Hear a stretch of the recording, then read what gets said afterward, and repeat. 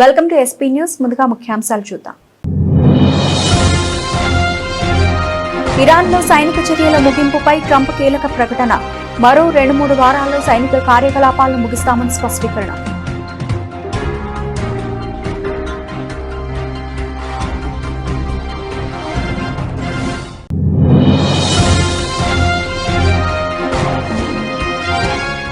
కాంగ్రెస్ వాళ్లు రాజకీయ రాబందులు, హస్తం పార్టీపై విమర్శలు గుప్పించిన ప్రధాని మోదీ.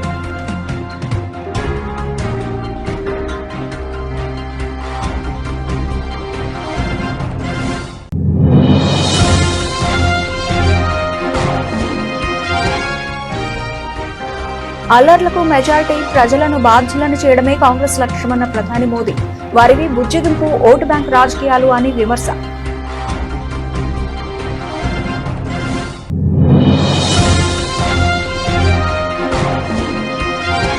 ఎఫ్సీఆర్ఏ బిల్లు అంశంపై కాంగ్రెస్, కమ్యూనిస్టు పార్టీలు కేరళం ప్రజలను తప్పుదోవ పట్టిస్తున్నాయి. లోక్సభలో ధ్వజమెత్తిన కేంద్ర మంత్రి కిరణ్ రిజిజు.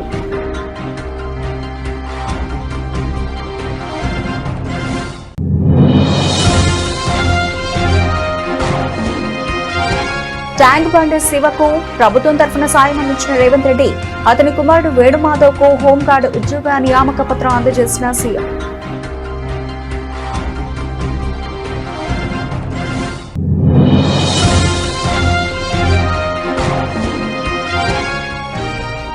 అధికారుల పనితీరును ఇకపై నేరుగా ప్రజలకు చెబుతా ఏపీ సీఎం చంద్రబాబు.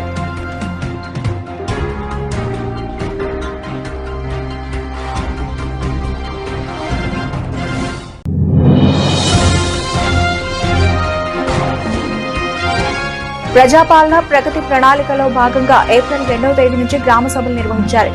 జిల్లాల కలెక్టర్లను ఆదేశించిన డిప్యూటీ సీఎం భట్టి.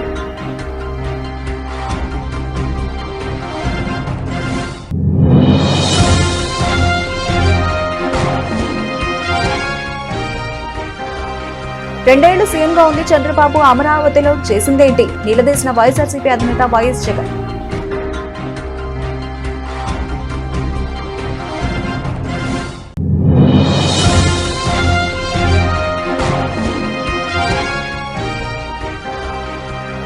తెలంగాణ ప్రజల పక్షాన నిలబడినందుకు నన్ను టార్గెట్ చేశారు. అసెంబ్లీ ఘటనపై పాడి కౌశిక్ రెడ్డి.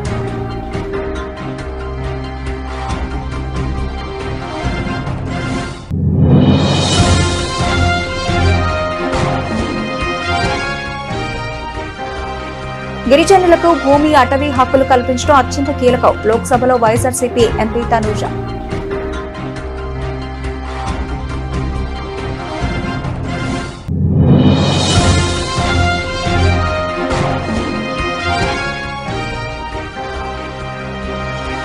పసిడి పరుగు 1.5 లక్ష దాటిన ధర.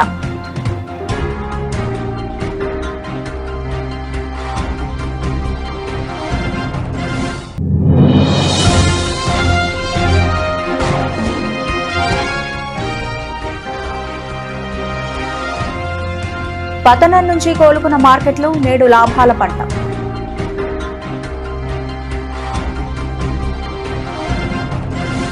అమెరికా అధ్యక్షుడు డొనాల్డ్ ట్రంప్ ఇరాన్ విషయంలో కీలక ప్రకటన చేశారు.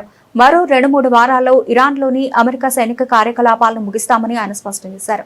ఇరాన్ అధికారులతో చర్చలు కొనసాగిస్తూనే వైమానిక దాడులను కొనసాగిస్తున్న తరుణంలో ట్రంప్ ఈ వ్యాఖ్యలు చేయడం ప్రాధాన్యం సంతరించుకుంది. వైట్ హౌస్ లో జరిగిన ఒక కార్యక్రమంలో ట్రంప్ మాట్లాడారు. ఫిబ్రవరి 28న యుద్ధం ప్రారంభమైనప్పటి నుంచి పెరిగిన ఇంధన ధరల ప్రభావం గురించి విలేకరులు ప్రశ్నించగా, మేం ఇరాన్ను వీడితే చాలు, ధరలు అవే పడిపోతాయి.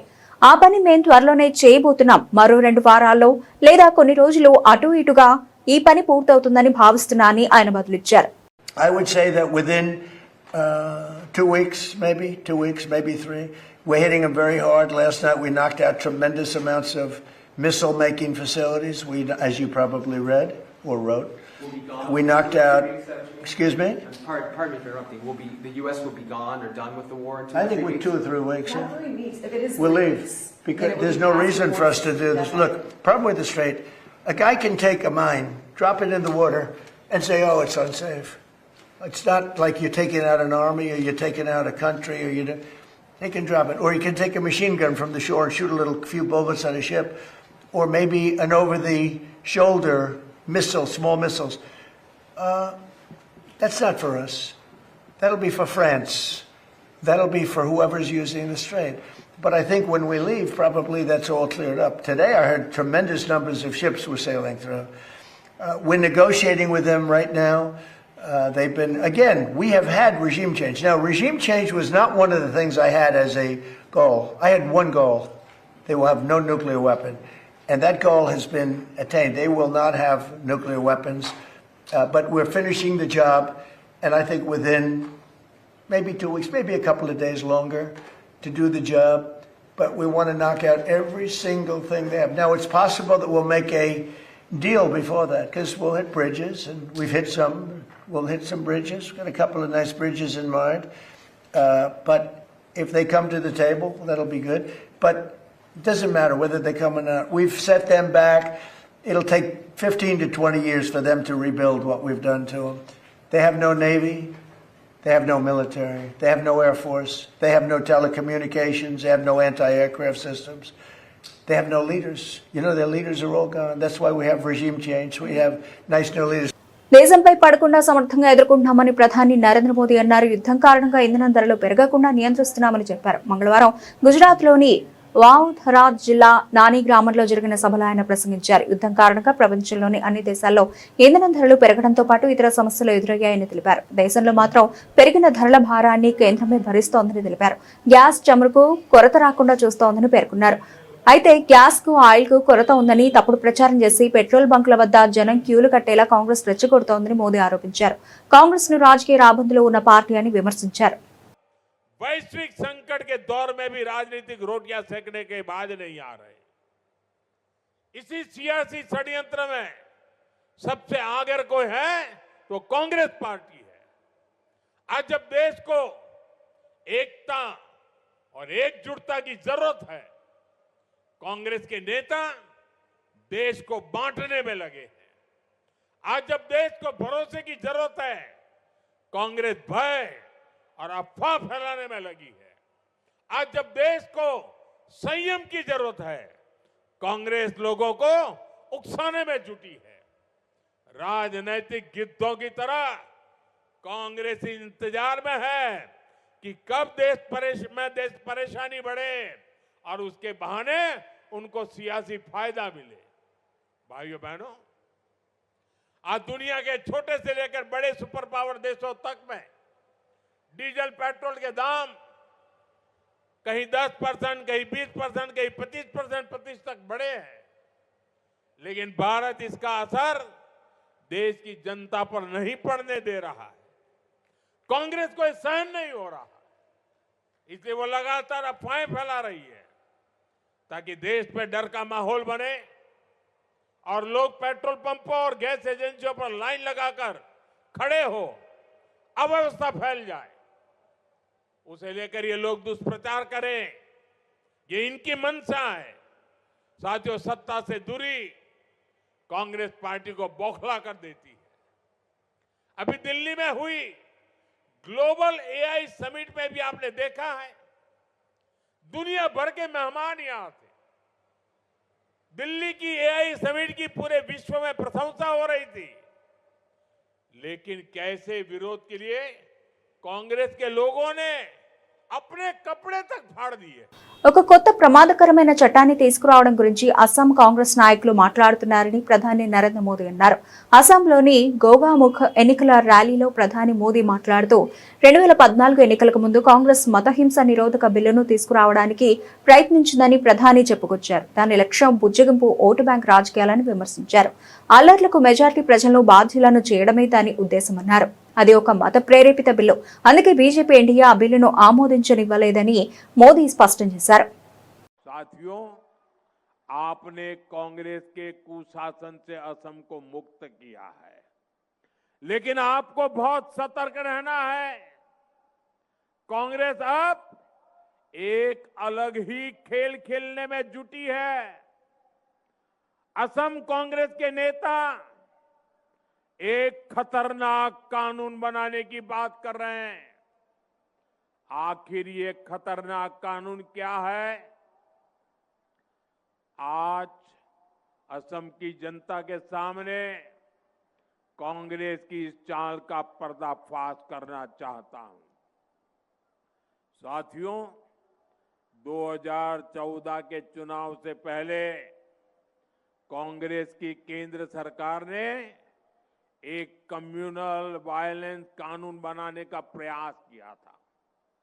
इसका मकसद था अपने पक्के वोट बैंक का तुष्टीकरण। इस बिल में बहुसंख्यकों को दंगे के लिए जिम्मेदार माना गया था। बहुसंख्यक लोग गुनहगार माने गए थे और धार्मिक अल्पसंख्यकों को हमेशा के लिए पीड़ित माना गया था। ये बिल अपने आप में सांप्रदायिक था, इसलिए बीजेपी एनडीए ने संसद में ये कानून नहीं बनने दिया। जी भर के हम लड़ाई लड़े। ये कानून अगर बन जाता और कांग्रेस की सरकार अगर बनी रहती तो देश के बहुसंख्यक समाज का कितना शोषण होता, इसकी आप कल्पना कर सकते हैं। बाबा साहब आंबेडकर ने जो संविधान बनाया, उस संविधान के पीठ में छुरा भोंकने का एक खेल चल रहा था। లోక్సభలో ఎఫ్సీఆర్ఏ బిల్లు అంశంపై కాంగ్రెస్ కమ్యూనిస్ట్ పార్టీలు కేరళ ప్రజలు తప్పుదోవ పట్టిస్తున్నాయని కేంద్ర మంత్రి కిరణ్ రిజిజు ఆరోపించారు. ఈ విషయమై ఆయన మాట్లాడుతూ కేవలం రాజకీయ లబ్ధి కోసమే ప్రజలు తప్పుదోవ పట్టిస్తున్నారని మండిపడ్డారు. వారికి ప్రజల ప్రయోజనాల కంటే స్వప్రయోజనాల ముఖ్యమని విమర్శించారు.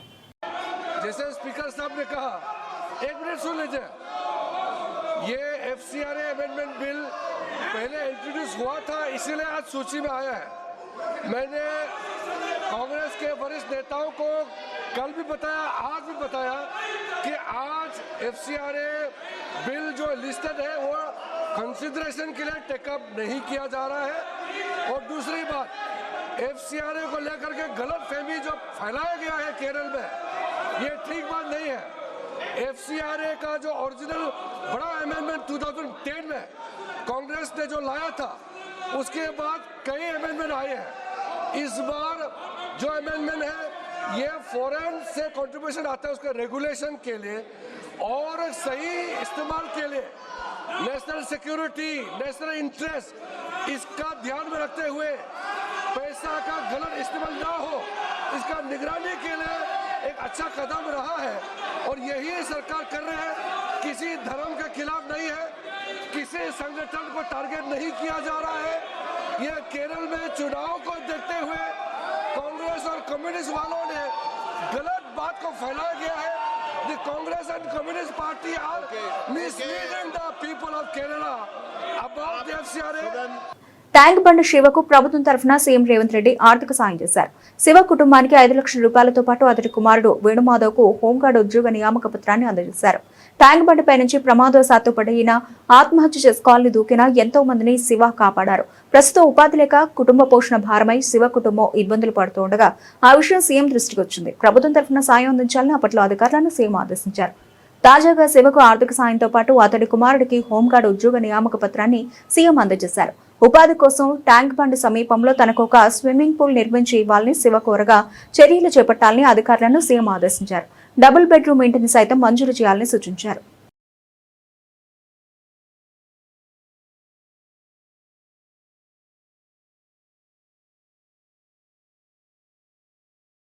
పరిపాలనలో ఎలాంటి లోపాలు, అధికారుల పనితీరులో ఎలాంటి లోటుపాట్లు ఉండకూడదని ఏపీ ముఖ్యమంత్రి చంద్రబాబు నాయుడు స్పష్టం చేశారు. ఇకపై ఉన్నత స్థాయి ఉద్యోగులు మొదలుకొని క్షేత్రస్థాయిలో పనిచేసే ఉద్యోగులందరి పనితీరును ఎప్పటికప్పుడు బేరీజు వేస్తామని చెప్పారు.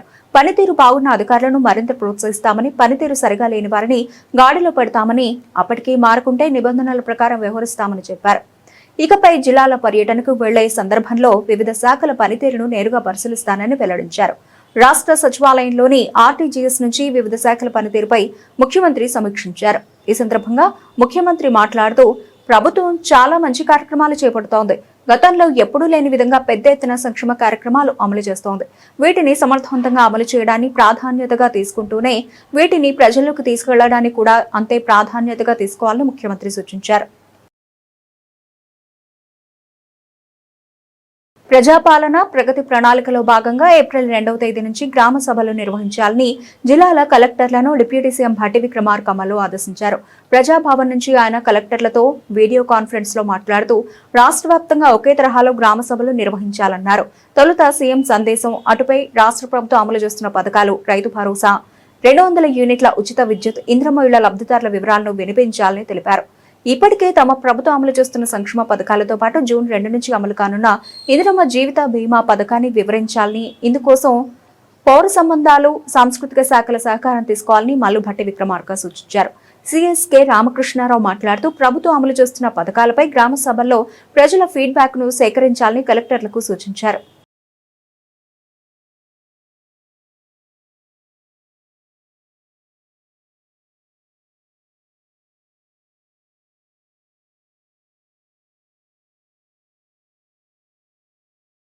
అమరావతిపై ప్రజలకు వాస్తవాలు తెలియజేయాలని వైఎస్ఆర్సీపీ అధినేత వైఎస్ జగన్ అన్నారు.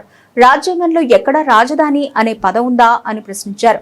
7 ఏళ్లు సీఎంగా ఉండి చంద్రబాబు అమరావతిలో చేసిందేంటి?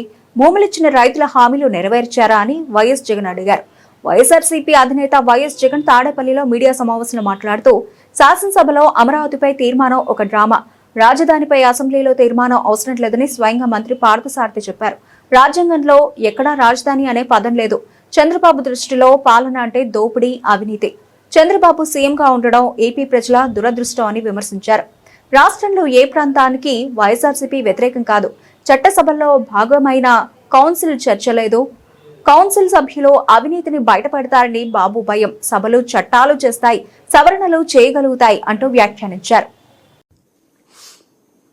నిజంగా చంద్రబాబు నాయుడు గారి వంటి వ్యక్తి రాష్ట్ర ముఖ్యమంత్రిగా ఉండడం నిజంగా ఆంధ్ర రాష్ట్ర ప్రజలు చేసుకున్న దురదృష్టం. ఎందుకంటే ఈ మనిషికి చిత్తశుద్ధి లేదు, ఈ మనిషికి నిజాయితీ అంతకన్నా లేదు.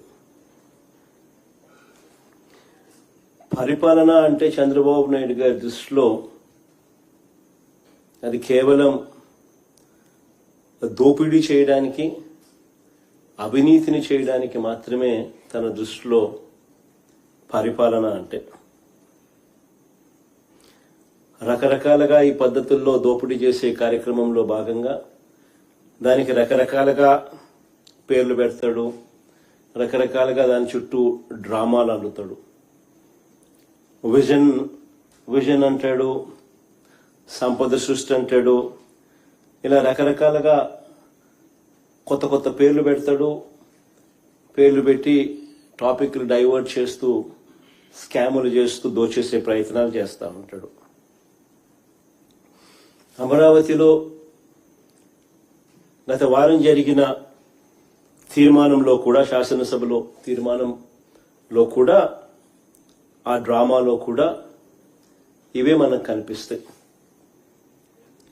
ప్రజలను పక్కదోవ పట్టించడం, ఆ పక్కదోవ పట్టించే కార్యక్రమంలో తన దోపిడీకి స్టాంప్ వేసుకోవడం, తన దోపిడీ నుంచి డ్రామాను డైవర్ట్ చేస్తూ ప్రజలను పక్కదోవ పట్టించే కార్యక్రమం.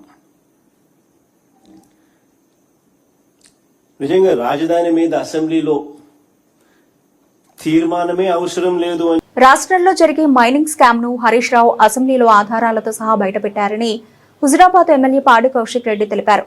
మైనింగ్ స్కామ్ మీద హౌస్ కమిటీ వేయాలని డిమాండ్ చేశామని పేర్కొన్నారు. హౌస్ కమిటీ వేయడానికి సీఎం రేవంత్ రెడ్డికి ఏం సమస్య అని ప్రశ్నించారు.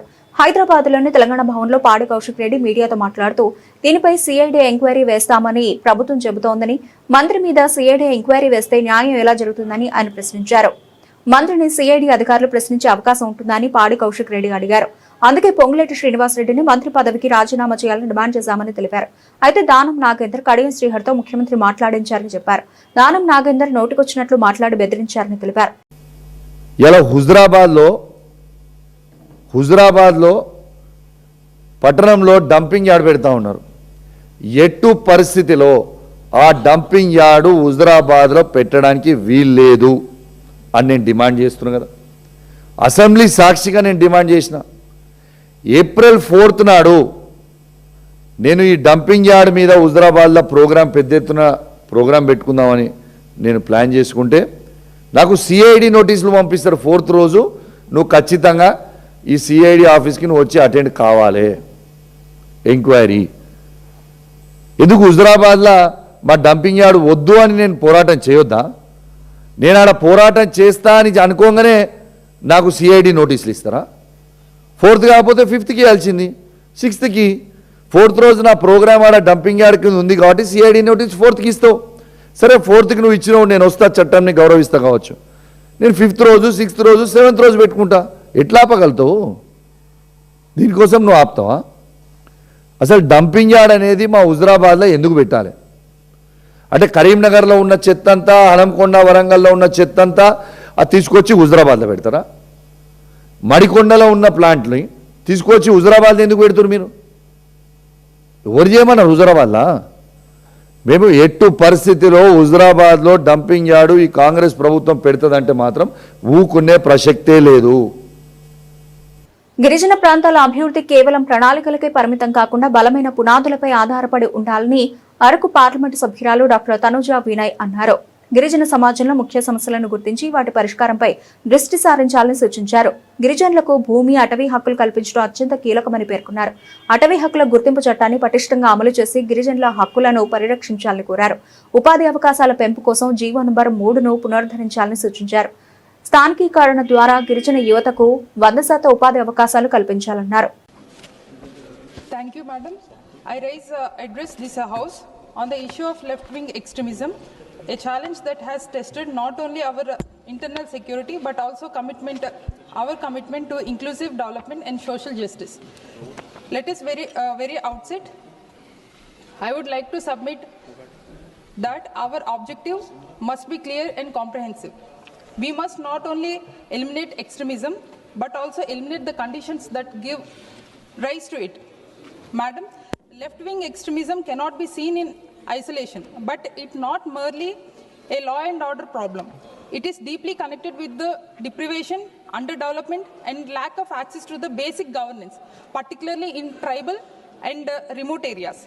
Madam, there is no denying that the country has made significant progress.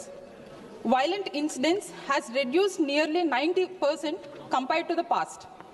The geographical spread has been shrunk from 120 districts to around dozen today. Many previously inaccessible areas are now connected with the roads, telecoms, and banking services. This progress reflects a clear and consistent national approach that is combining security measures with the development initiatives. But madam, if we are to achieve lasting solution, we must go deeper. In several affected areas, the communities have faced historical negligence. They have been concerns related to land rights, livelihood opportunities, and displacement. Access to education, healthcare, and justice delivery systems are still limited. These gaps create a sense of alienation, which gives the scope for exploitation in innocent tribes. Let us be clear, ma'am. Violence is never be justified, but is ignoring the underlying issues will only prolong the problem. Madam, our approach must rest on strong pillars of development.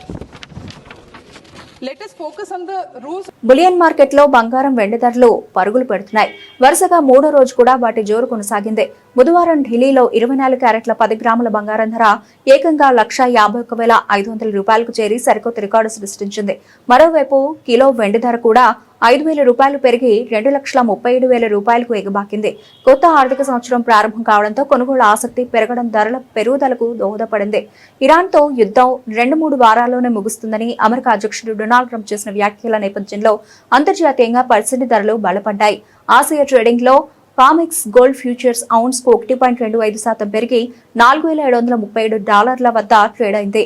పశ్చిమాసియాలో ఉద్రిక్తతలు తగ్గుతాయనే అంచనాలు కూడా ధరలకు మద్దతునిచ్చాయి. దేశవ్యాప్తంగా సగటున 24 క్యారెట్ల బంగారం ధర 10 గ్రాములకు 1,250 రూపాయల మేర పెరిగింది. ప్రస్తుతం 1 గ్రాము 24 క్యారెట్ల బంగారం ధర 14,827 రూపాయలు పలుకుతూ ఉండగా ఆభరణాల తయారీలో వాడే 22 క్యారెట్ల బంగారం ధర గ్రాముకు 13,591 రూపాయలుగా ఉంది. Indian bullion and jewellers association లెక్కల ప్రకారం సోమవారం నాటికి 10 గ్రాముల బంగారం ధర 1,46,733 రూపాయలుగా ఉంది. మహావీర్ జయంతి సందర్భంగా మంగళవారం మార్కెట్లకు సెలవు కావడంతో అవే ధరలు కొనసాగాయి. కొత్త ఆర్థిక త్రైమాసికం భారత స్టాక్ మార్కెట్లకు శుభారంభాన్ని ఇచ్చింది. గత నెలలో ఇరాన్ యుద్ధ భయాలతో భారీగా పతనమైన సూచీలు బుధవారం ట్రేడింగ్ ప్రారంభంలోనే భారీ లాభాలతో దూసుకెళ్లాయి. బీఎస్ఈ సెన్సెక్స్ ఏకంగా 1814 పాయింట్లు లాభపడి 73,762 వద్దకు చేరగా ఎన్ఎస్సి నిఫ్టీ 567 పాయింట్లు పెరిగి 22,899 రూపాయల వద్ద ట్రేడ్ అవుతోంది. అంతర్జాతీయంగా సానుకూల సంకేతాలు మార్కెట్ల సెంటిమెంట్లను బలపరిచాయి. 2-3 వారాల్లో అమెరికా బలగాలు ఇరాన్ను వీడుతాయని అమెరికా అధ్యక్షుడు డొనాల్డ్ ట్రంప్ చేసిన ప్రకటన ప్రపంచ మార్కెట్లలో జోష్ నింపింది. ఈ ప్రభావంతో అమెరికా మార్కెట్లైన S&P 500, డౌ జోన్స్ సూచీలు 2.5% నుంచి 2.9% వరకు పుంజుకోగా నాస్డాక్ 3.8% లాభపడింది. అదే ఉత్సాహంతో ఆసియా మార్కెట్లైన జపాన్ నిక్కీ 4%, దక్షిణ కొరియా కోస్పీ 6% మేర పెరిగాయి. దేశీయంగా చూస్తే బ్రాడర్ మార్కెట్లలోనూ కొనుగోళ్ల సందడి కనిపించింది. Nifty mid cap, small cap సూచీలు కూడా 2.5% పైగా లాభపడ్డాయి. మార్కెట్లలో భయాలను, అనిశ్చితిని సూచించే ఇండియా ఓలటాలిటీ ఇండెక్స్ 15% పడిపోయి 23.65కు చేరడం ట్రేడర్లకు ఊరటనిచ్చింది.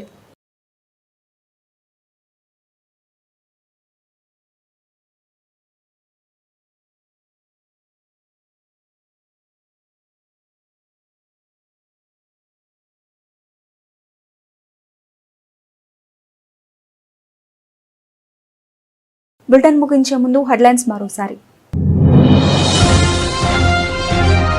ఇరాన్లో సైనిక చర్యల ముగింపుపై ట్రంప్ కీలక ప్రకటన. మరో 2-3 వారాల్లో సైనిక కార్యకలాపాలను ముగిస్తామని స్పష్టీకరణ.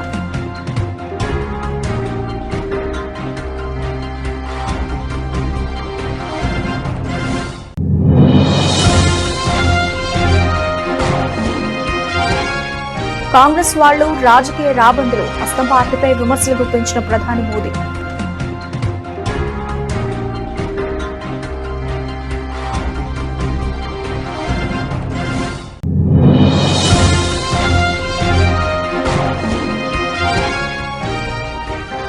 అల్లర్లకు మెజారిటీ ప్రజలను బాధ్యులను చేయడమే కాంగ్రెస్ లక్ష్యమన్న ప్రధాని మోదీ. వారివి బుజ్జగింపు, ఓటు బ్యాంక్ రాజకీయాలు అని విమర్శ.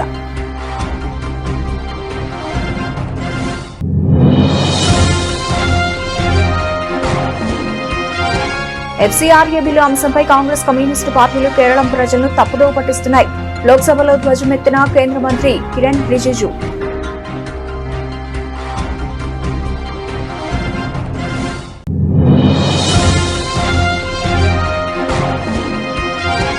ట్యాంక్ బండ్ శివకు ప్రభుత్వం తరఫున సాయం అందించిన రేవంత్ రెడ్డి, అతని కుమారుడు వేణుమాధవ్కు హోంగార్డ్ ఉద్యోగ నియామక పత్రం అందజేసిన సీఎం.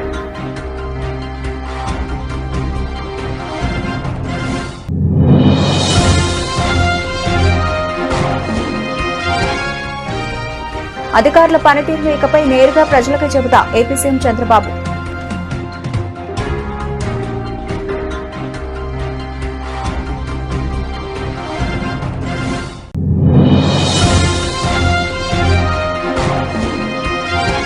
ప్రజాపాలన ప్రగతి ప్రణాళికలో భాగంగా ఏప్రిల్ 2వ తేదీ నుంచి గ్రామ సభలు నిర్వహించారు. జిల్లాల కలెక్టర్లను ఆదేశించిన డిప్యూటీ సీఎం భట్టి.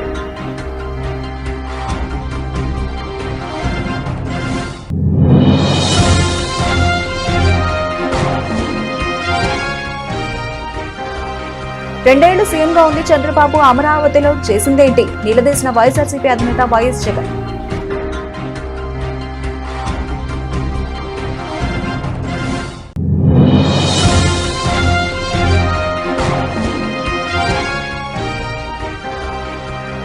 తెలంగాణ ప్రజల పక్షాన నిలబడినందుకు నన్ను టార్గెట్ చేశారు. అసెంబ్లీ ఘటనపై పాడి కౌశిక్ రెడ్డి.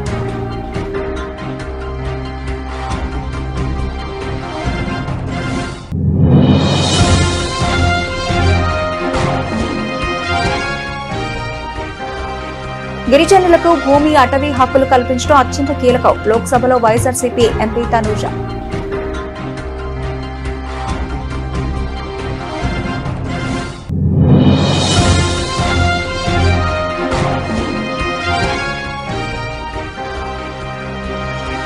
పసిడి పరుగు 1,50,000 దాటిన ధర.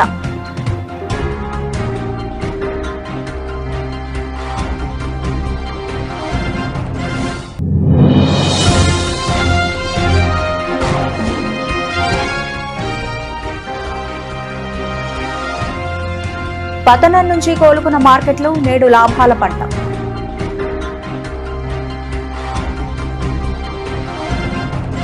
ఇవి ఇప్పటివరకు కనబడిన అప్డేట్స్. మరిన్ని అప్డేట్స్ తో మళ్ళీ కలుద్దాం. అంతవరకు సెలవు. నమస్తే.